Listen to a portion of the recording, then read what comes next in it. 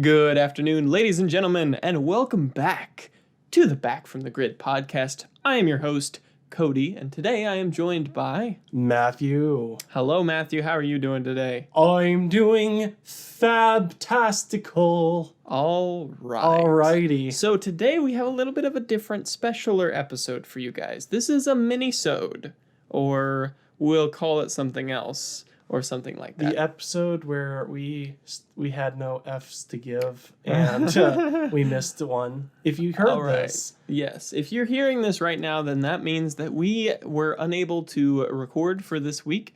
So instead of just saying like, hey guys, we're going to have to miss this week, we're making this. It's what we're calling a bottle episode. So today we have picked a topic that we're going to talk about for about 20 to 30 minutes. Now this topic is critical, and we're going to have a lot of stark opinions here. So if you get offended easily, feel free to skip this episode, move on to the next one. Today we're going to be talking about the Epic Store. A little bit, but it's okay. We're going to be talking about the Epic Store and how it affects us and how we feel about it and our opinions and stuff like that. So if you don't like that opinionated type stuff and you want our regular, moderate kind of stuff, then feel free to just wait till the next episode or go back listen to some old ones. So yes, this is going to be a mini-sode, or we're probably going to call it a mini-sode at this point because I've said it twice now. But yeah, so stay tuned. I hope you guys enjoy. And Matthew, take it away. Alrighty, so we're going to be talking about two things. One thing. The Epic Store. The Epic Game Store, everybody. Yes. Yeah. The big controversial topic that we have been dancing around in previous podcasts because we don't want to be too opinionated. We're going to give it a whole episode, boy. A whole mini-sode. Because... Or a mini-sode, whatever you want to call it. I'm just going to call it an episode because Cody can bite me. You need to watch your language there. This is a mini-sode, but we got to keep our PG-13 rating. Beep. We've actually had to go in and edit out some curse words that have slipped out a couple times. Oopsie. But PG-13 is what we're aiming for, you guys. Wait, does that mean we get one cuss word? No. Cuts himself That was off. pretty close to actually saying the real word, Matthew. Leaving the I out of that word, it's not the greatest. All right, we can't cut this out because this is like 5 minutes of talk time. It's not that long, but... Epic Game Store, Matthew. Now, I think our opinions have been pretty well noted here, that we are generally of a negative disposition towards the Epic Game Store. Can you agree with that? I can. However, I feel like at the same time, there is some positives towards the Game Store that I wish to explain in detail. We're going to go ahead and talk about the positives before we get into negatives. So that way, if any of you guys that listen to this podcast, it gives the Epic Store a fair chance to go ahead and establish what is good about it. Mm-hmm. And then we'll go ahead and critique it. And we'll go ahead and nitpick and mention some things that we think that Epic, if they, for some unholy reason, listens to this. Hello, Epic individual. Please sponsor us. No, don't. We become an Epic Store exclusive. Yay! Yeah, we won't do that. Don't worry. No, we won't do that. I have one positive about Epic, and I want to say it before you go because I know you have a lot more to talk about with Epic than I do.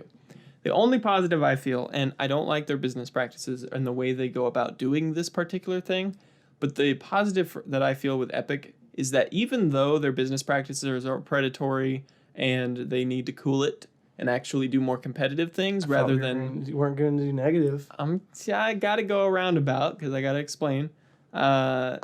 Instead of doing it the way they're currently doing it, however, the way that they're currently doing it is still, I feel, making a positive impact as competition for Steam. Because up until the Epic Game Store, there was no one that could compete with Steam. Origin can't compete with Steam. I mean, it was an alternative to Steam. Yeah, Uplay.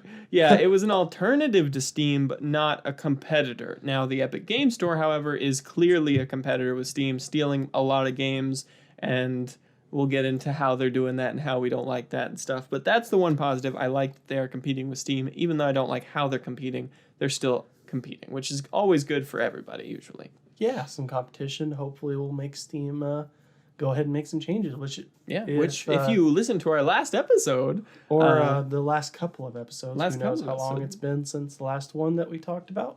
Oh, that's fair. Yes, right, because We're recording this after a specific episode, but you guys don't know which one. Episode 7. Oh, well, thanks for telling them now. Now they know. Episode 7, Yes. we talked about it a little bit. Episode 7, we talked about how Steam is doing their new library update. You guys probably have seen it by now. It might be like fully accepted and perfectly awesome, or it could be horrible. But they are making changes, and I believe part of that is probably because of the Epic Game Store. Yeah, that's a good positive. But going into further positives, I do like the free games. They give out every couple of weeks or so, they give out free games. Like free to keep? Yep, free to keep. In fact, here, I'll pull up my list of free games just to show Cody just how awesome of a selection they give out, because they don't give garbage games. Go for it. Now, I will say, though, Matthew, it is common practice to acknowledge the fact that when you get something for free, you are giving something else up besides money. And I think in this case, you are giving your boycott of Epic up to get a free game. Hey, you know what? If it's free, it's for me. Which, honestly, you know what? This is stuff that I can get behind because for two things. One, it lets me experience games that I've not played or have not played on this platform, a chance to play it without having to invest money. If I like the platform, then after this, I can go ahead and be like, I thought that the way of going through to go ahead and claim this and go through the transaction, I thought it was smoother than Steam, which Steam at some times can kind of make you go through some circles and some headways. But anyway, I want to go ahead and list the games that I got for free here. So I got Fez. That's the main reason why I really want to just give them credit, because I did not want to buy Fez. Not because I thought it was a bad game, but because the company, specifically a developer, which name will remain anonymous. I didn't name the developer in this. Phil Fish. Yeah, we're being critical. We're being critical, so that you guys have been warned. If you get offended because of opinions, well, too bad. You shouldn't listen to this episode of the podcast. Phil Fish, we are against him now, apparently. Matthew is. I mean, you want to talk... I remember in our previous podcast, we talked about how inappropriate the Apex Legends developers' comments were. Its community developers. Yeah, that was a few episodes back. Literally, this guy told his fans or people that criticized him on Twitter to go kill themselves. Yeah, that's not okay. That's not okay at all. At all, especially for someone in that position. And just because he got in a Twitter fight, he canceled the second game. Well, yeah, I can see why you might be a little upset. He got all emotional. Hey, though, the thumbnail art for Fez looks cute, though. It's a good game. And I'm sure the developers who made the game are decent people. And it's unfortunate that they have to work for someone who has the IQ points of a 2-year-old. I don't know if he's gotten better. He privatized his Twitter account for obvious reasons. You mean privated? Yeah, privated, whatever it's Those called. Those are very different things, but I mean, okay. We got some good games. They gave away Fez. They gave away Abzu, which is a pretty good game. They've got Celeste. Celeste, yeah. Yeah, Celeste, which I've heard really good things. In fact, at the Game Awards for 2019, it actually got nominated for Game of the Year. So they gave away a Game of the Year title for free. Okay, but I will play devil's advocate here a little bit. You didn't want to get Fez because you didn't want to pay any money to Phil Fish. I would imagine when you download a game that Epic is giving away for free, Epic pays that money to it's not the my developer. Money. It's not my money, so I don't care. All right, that's like okay. That's still a slippery slope. I'll support Epic. I will support them, but I'm not supporting Phil Fish. Okay. So that's some positives about Epic. Now let's go into the multi-page list of negatives that we have about Epic. First of all, get a gosh darn grocery cart or whatever for your store. It's like store mechanics numero uno. You have a cart so you can purchase multiple things at the same time. And an overlay system. Yeah. For in-game, so that way I don't have to exit out of the game to access my friends. I want in-game chat. I want basically make it chat to be Steam, but not Steam. Yeah. Effectively.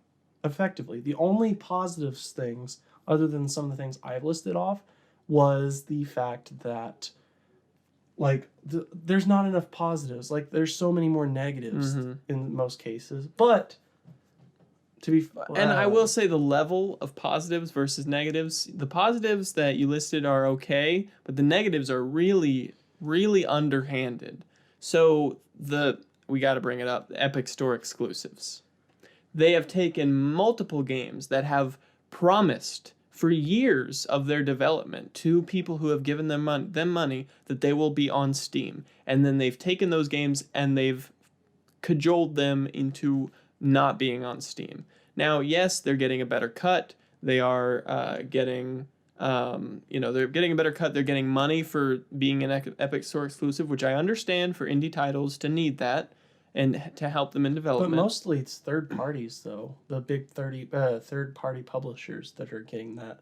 I mean, taking advantage of that exclusivity. It's a bit of both. And honestly, from what I understand, Epic has also been doing a thing where they find a game that's on Steam or will be on Steam, and they say, hey, you should be part of the Epic Store and be an Epic Store exclusive, and we'll give you all this cash monies. But then that developer actually, has a conscience. And so they say, oh, no, I'd love to sell my product on your store, though. So if you want to do that, that'd be cool. And then they're like, oh, no, never mind. Since you're not going to be an exclusive, we don't want you. Are you talking about that one news story? Yes. About the guy?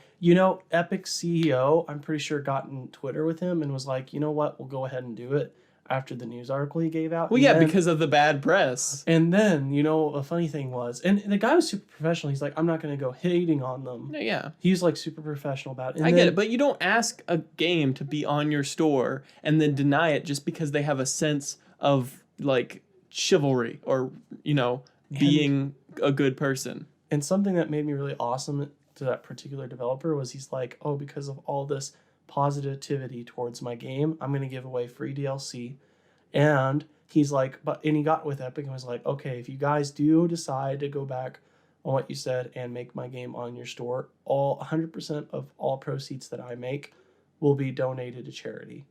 Very nice. I was like, and he's like, we're going to let the community pick which charity, if you're okay with that. See, though, that should not be something the developer has to do. Well, no, he just did it because. I get that, but he should be allowed to put his game on a store if the store is literally asking him to put the game on the store and make the money from it because he made the game. I mean, that's great. Don't get me wrong. Good on that developer. I can see he's probably trying to ride the waves of Epic being Epic and get some positive press. But hey, whatever you got to do to support your business. Hey, you should check us out on social media. Back from the Grid podcast on Facebook and Back from the Grid on Twitter. Just saying. But I don't know. I don't like the way Epic's doing that because it's not being competitive. It's trying to force Steam out. They aren't trying to be competitive. If they were, they would have a shopping cart. They would have overlays. They would have all the stuff that they would need. Should have left. They shouldn't have launched it out as quickly as they did.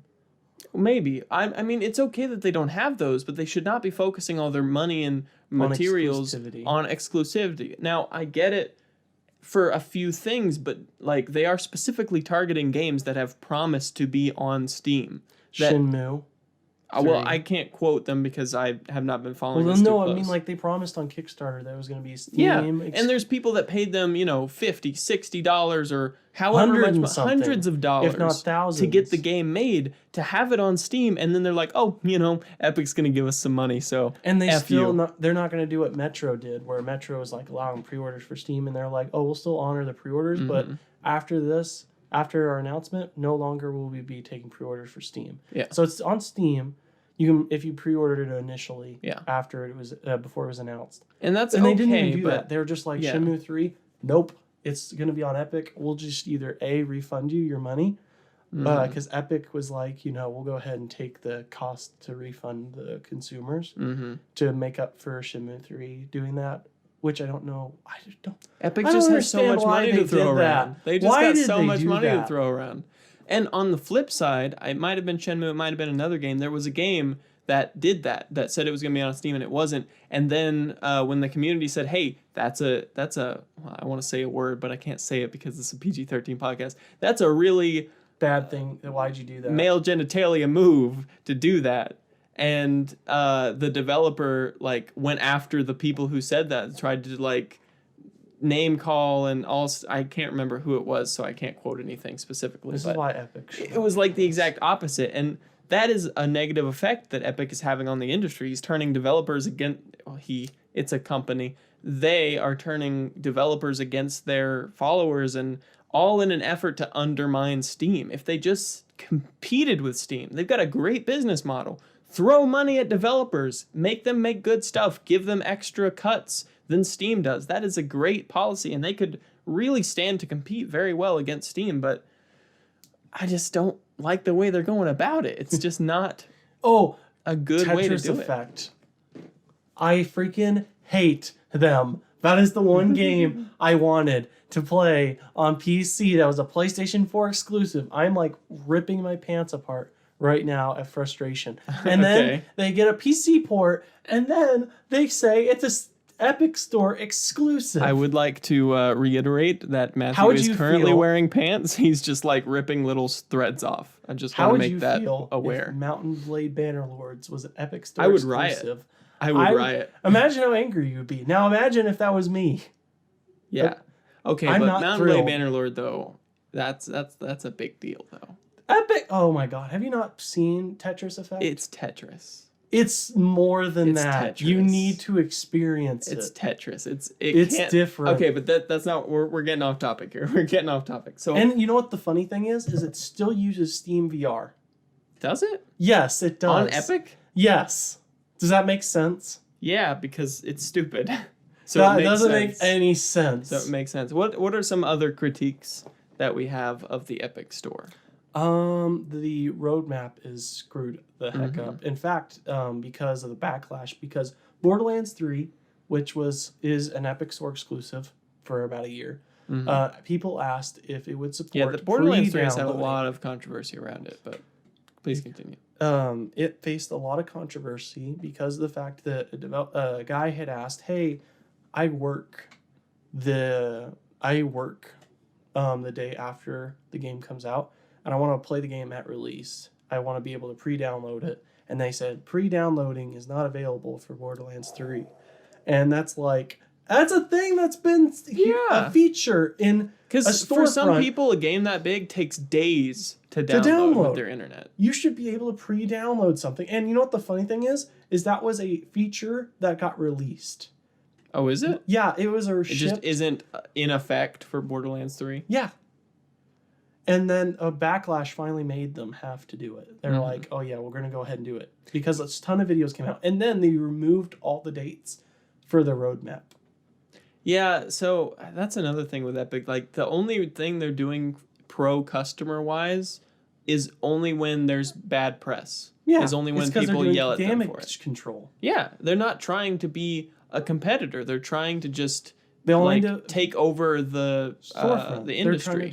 They're trying to take over the PC industry honestly, they're not going to do that. Steam is ingrained. Valve has not spent a dime of the money they've been making off Steam on games. They've been hoarding it to just be a behemoth with Steam. There's a reason why Steam has lasted as long as it has, and it's because it is a darn good storefront. It has its problems, don't get me wrong. It has a lot of cool features like sharing games. The problems with Steam are the games on it, not the platform itself. What? There's like millions of asset flips and like rip-off games and games. Yeah, but they just get sunk to the bottom of it all. Yeah, but still though, you shouldn't have to like sort through all that garbage to find the good games. That's one of the reasons that developers are going to the Epic Store, is because when you put your game on Steam, it can get buried like instantly with all of the different games that are coming out. But with Epic, your game it's there. It's prominently featured. So I can understand that as a reason that developers want to go to Epic as well, because it offers more quality control. Steam has no quality control whatsoever. If you want to just like literally make an exe file that pops up a screen that says you win and upload that as a game to Steam, it's very likely that you could get that passed and have it on Steam, especially now that they have Steam Direct instead of Steam Greenlight. Yeah, that's understandable. But we're not talking about Steam, we're talking about the Epic Store. So that is our opinions on the Epic Store. Please. Is there anything else you wanted to cover? To that. Did we forget anything? I want you to respond to... I want Cody to respond to one of the things that they've done. Do you think... Yes. I didn't even get to ask this. Are you kidding me? Go ahead. Do you think in a year or two from now, if they were to go ahead and change a lot of things, that it would be... Or do you think this is just something that... That it would be what? That it would be better. Or if it would be competing. Or do you think it'll take like Half-Life 3 to finally come out for them to just get their crap together? For Epic or Steam? Okay. Just Epic. So, 2 years, you said? A year or two. A year or two? Honestly, it depends on the management. I mean, if they get a different CEO who actually has some sense as to how to be a morally right company and, you know, do things that are good for the consumers, not just for, you know, trying to take over an industry with their infinite piles of money that Fortnite gives them. Yeah. Then it just depends on the management. They have an excellent opportunity here to ingrain themselves in this industry and become a staple and become the next Steam so that they don't even have to make games anymore. They wouldn't even have to make Fortnite because they could just have their store exist. They have a chance. They have a chance to do that. But I don't think they're going to succeed if they don't get their crap together and stop being like throwing money at the problem. Like trying to rip the industry down and force the Epic Store as the only siphon for money in the online PC marketplace, and instead go the route of just trying to make the best platform they can and honestly competing with Steam, because I think they have a really good chance of making something that would stick around forever. But my personal opinion on that is it depends on the management. If they change their management up, they get somebody who knows what they're doing, they could do great. If they keep going the way they're going, I don't think they're going to ever eclipse Steam. So, but now that we had that discussion over with, go ahead, give us your opinions. What do you want to see Epic go ahead and implement into their store? What do you think that they can improve on? What are some games that are Epic exclusive you wish that were on Steam so badly? It's going to be mine's Tetris Effect. I'm crying right now. I just want all of you to know. Literally. I'm actually crying. Yeah. I'm very upset legitimately. Right now. He's got like a whole box of tissues he's banging against his face right now. You gotta be careful with that. You got some stuff going on, allergy stuff. But that's going to be it for this mini-sode or the bottle episode or whatever you want to call this. Thank you guys for listening. Apologies that you did not get a full episode this week, but this is better than nothing, right? So, as soon as we both get out of college, I think we'll be able to make this more secure and have this every week. But, you know, it's always good to have a backup. So thank you guys so much for listening. I hope you enjoyed this mini-sode, this bottle episode, whatever you want to call it. And Matthew, did you have anything to say before I send us home? Hamburger. Oh, he's changed it up. All right. Well, thank you guys so much for listening, and we'll see you next time in the next exciting episode of the Back from the Grid podcast. Bye.